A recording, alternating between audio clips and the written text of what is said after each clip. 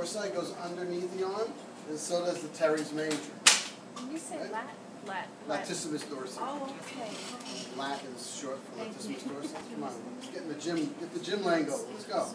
So those work together, latissimus dorsi. So this is a left arm from the back, right? And my lats would be on top of it, and this is the right side. So, but this is the right latissimus dorsi. That's the teres major, and then this is the teres minor. And if you look at the shoulder, in the back of the shoulder, we talked about the sits muscles. Yes. What is the sits muscles? What are they? Subscapularis. But what are they? What are they part of? They're part of the rotator cuff muscles. And the top one, the S, is the supraspinatus. There it is. Oh. Covered by the trap, right? So you'll see it over here, right? Supraspinatus, supraspinatus, infraspinatus below the spine, infraspinatus, infraspinatus. And the teres minor runs with that infraspinatus. On the small model, it's number, I can't even read, is that number 9? Number 9, number 9. Okay. You guys are too old for that one, right? Or too young for that one. All right, so you don't know the Beatles song, Number 9? You guys never heard that song? There's a song by the Beatles called Number 9. You never heard that? It's just number 9. Number 9. It's only second, right? Wow. Okay, anyhow, this is latissimus dorsi, teres major, teres minor, infraspinatus, teres minor right here, right? Supraspinatus. Here it is again. Teres major goes underneath. It's the little brother of the latissimus dorsi. Teres minor goes with the infraspinatus. Supraspinatus on top, right? Oh, now, when we pinch it in here, also to the right, you can pinch this. What's this? So you pinch the lats on this side, and you pinch that right there. What is that? That's the long head of the tricep.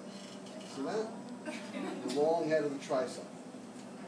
And this is the lateral head of the tricep. And then this is the medial head of the tricep. the bone is separating the supraspinatus. That's how you can tell that bone Supra, is spine, above that. Okay. infra, spine. Okay. That's right. So that's Okay. So that's your supraspinatus, infraspinatus, teres minor, teres major, long head of the tricep, lateral head of the tricep, medial head of the tricep. Now let's turn them around from the front. And now we're looking at the left arm. This is the biceps, right? Biceps brachii. Bicep meaning two heads. You have a head here and a head here. Which one's the long head? One's to the right. This one or this one? the left. This one's the long head? It looks like it, right? Yeah. But look, this is going underneath. It goes all the way around the top. Oh. And remember, this is going through that groove. What was that groove or sulcus called? The intertubercular sulcus or bicipital groove. Remember that? On the humerus. And then the greater tubercle and the lesser tubercle, and in between is the intertubercular sulcus. And I said that the long head of the biceps tendon goes through there. It goes through there. But why is it long when it looks short? Because it's going all the way up the top, to the very top of the scapula, at the top of the glenoid cavity. Remember, if you drew a circle like a clock at the glenoid cavity, you're looking at the glenoid cavity straight at you, which is the socket for the shoulder, and you look straight at you. I said at the top, put a number 12 there, 12 o'clock, and a 6 o'clock on the bottom. Do you remember that? Yes. At 12 o'clock was the supraglenoid tubercle, and that's where that's going to insert. The long head of the bicep inserts at the supraglenoid tubercle, way up top, which is much higher than the coracoid, right? Because the coracoid comes down a bit, right? It kind of bends down. So that is your long head. Don't be deceived. It's more lateral and long. Lateral and long. You can remember it that way, right? It goes underneath the muscles all the way to the top. What muscle is this on top? Supraspinatus, right? So it's going under the supraspinatus all the way up to the glenoid cavity of the scapula, right? Okay, so that's the long head. The short head comes off the coracoid process, and they both come together and come down and insert into the radius. Now, underneath the biceps, and you can see it on the side, some people ask, what is that? Is that the tricep? Remember? People thought that was a tricep. On a two-dimensional picture, it looks like it's lateral. It's really underneath. See? See that? That's your brachialis, right underneath the bicep. See? Bicep goes all the way up to the shoulder. Brachialis only goes up this far. That's your brachialis. What other muscle in the body was like that? You remember we had one underneath the muscle in the leg? Right. The Rectus femoris. Remember the rectus femoris? So if we look at the rectus femoris, we have the leg right here, and here's your rectus femoris in the middle. Got that pennate shape, like a feather. Runs right down the middle. Semitendinosus? No. This is the rectus femoris, and underneath is the vastus intermedius. Vastus intermedius. And medially is the vastus medialis, and laterally is the vastus lateralis. So rectus femoris, vastus medialis, vastus lateralis, and beneath that is the vastus intermedius. Oh, intermediate. Yeah. So that was similar, right? Kind of like the bicep, kind of the thing underneath, right? So on the biceps, you see this biceps brachii, long head, short head. Remember the long head looks short here, but it's really long. It's going underneath the supraspinatus, right? All the way to the top of the glenoid cavity. The short head goes to the coracoid process. And then underneath is your brachialis. Right? Now there's another muscle here coming off the coracoid process. What is this muscle called?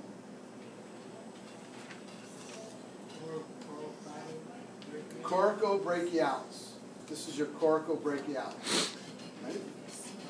That's a unique muscle, comes off the coracoid process, comes into the humerus, and it has nerves that are affiliated with it, meaning this. There's a nerve that actually pierces that muscle. It's called the musculocutaneous nerve, and that could trigger symptoms in your arm and hand of tingling and numbness that you think you might have carpal tunnel, and then sometimes it's just pinching that. So biceps brachii, brachialis, coracobrachialis. Laterally, we have lateral head of the tricep, long head of the tricep, and medial head of the tricep. Okay? So the long head of the tricep, where does that insert? Here it is. That goes all the way up to the scapula at 6 o'clock on the glenoid cavity. Remember 12 o'clock and 6 o'clock on the glenoid? It looks like a clock face. At the bottom comes up the long head of the tricep. So when you're looking at this guy from here, here's the long head of the tricep going underneath, way up into the scapula, right? You see that? And you can see it here. So here's this long head of the tricep coming underneath there. Here's that teres major going underneath there. And then the latissimus dorsi would be going underneath too. You follow? So it's kind of like an area, it's like a junction, you know? And you memorize that junction and you know what's going on in there, right? So again, the rotator cuff muscles are the sits muscles, supraspinatus, infraspinatus, teres minor. Is teres major part of the rotator cuff?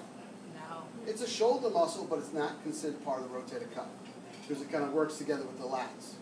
Underneath is that underneath, like submarine, subscapularis. That's underneath. Here's your subscapularis, right? Coracobrachialis, biceps brachii, short head, long head.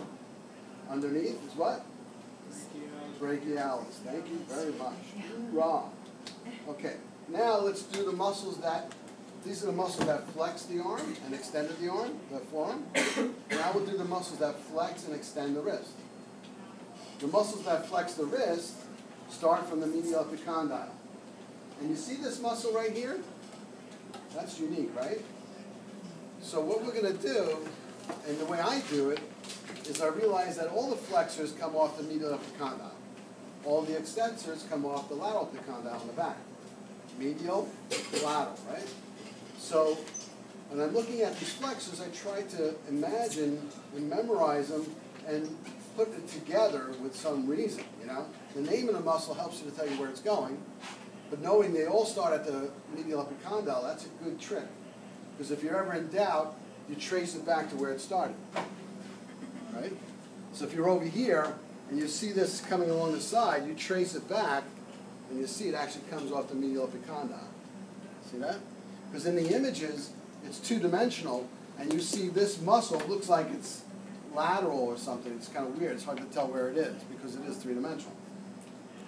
So somebody give me your hands. Can you stand up for me? Put your hands on top of mine. Come on. Come on. Okay, sit down. So what am I doing?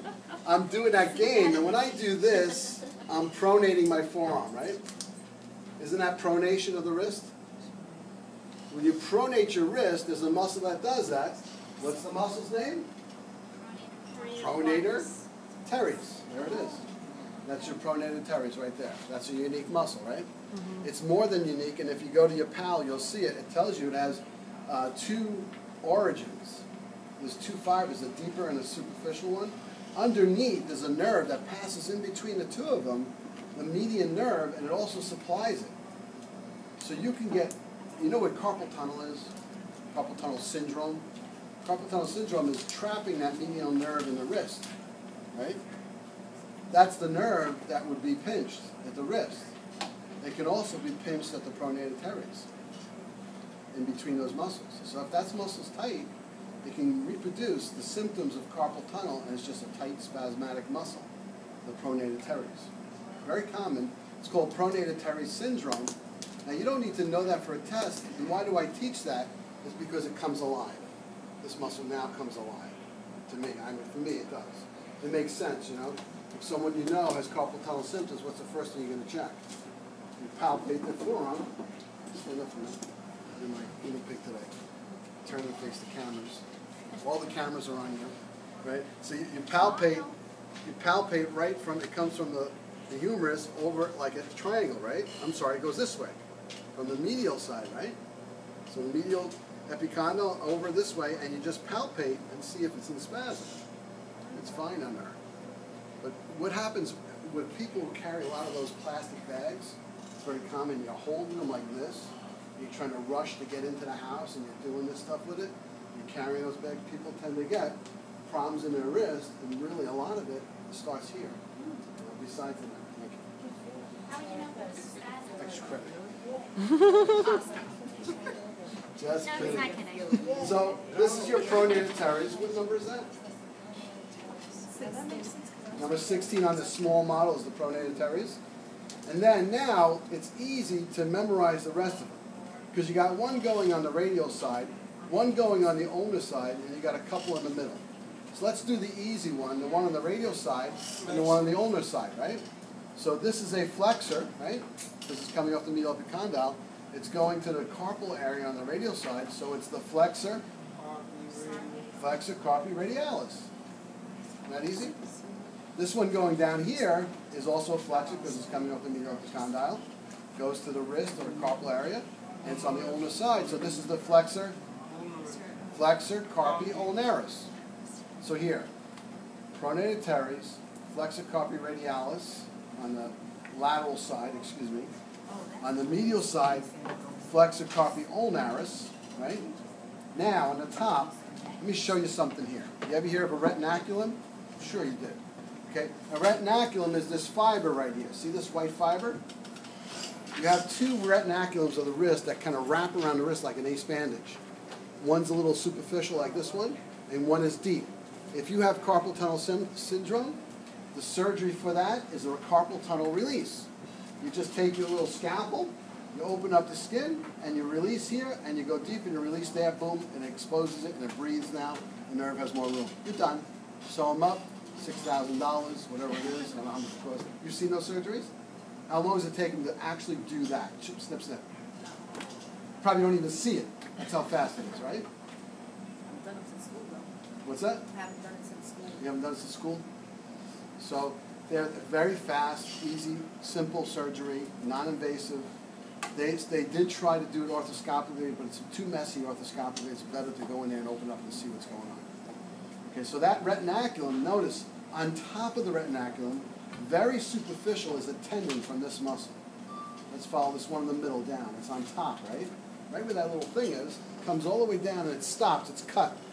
If you feel it and look at it, you can see it's on top of that retinaculum, right? That's going to go to the muscle, the skin of the palm, and it's called the palmaris longus.